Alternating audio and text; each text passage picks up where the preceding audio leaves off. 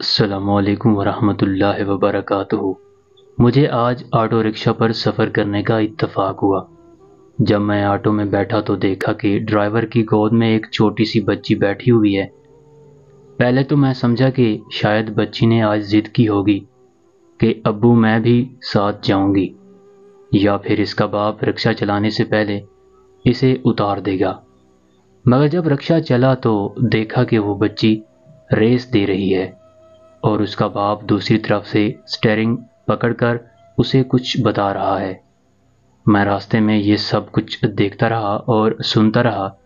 جب منزل پر پہنچا تو اسے کرایہ دینے کے بعد پوچھا تو اس پر رکشہ ڈرائیور نے مجھے بتایا کہ میں ایک بازو سے محروم ہوں اور اس لیے ہم دونوں باپ بیٹی مل کر رکشہ چلاتے ہیں، کیونکہ مجھے یہ گوارا نہیں ہے کہ میری بیٹی کسی کے گھر میں کام کرے اور میں بھکاری بن کے بیٹھ جاؤں۔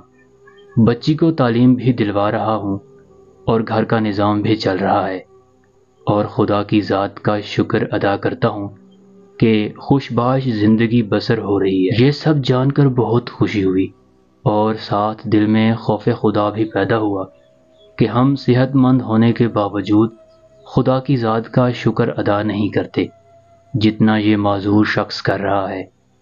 اس واقعے سے ان لوگوں کو سبق حاصل کرنا چاہیے جنہوں نے بھیک مانگنے کو کاروبار بنا رکھا ہے، جو معذور افراد کو استعمال کرتے ہیں اور جو جان بوجھ کر معذور بنے ہوئے ہیں۔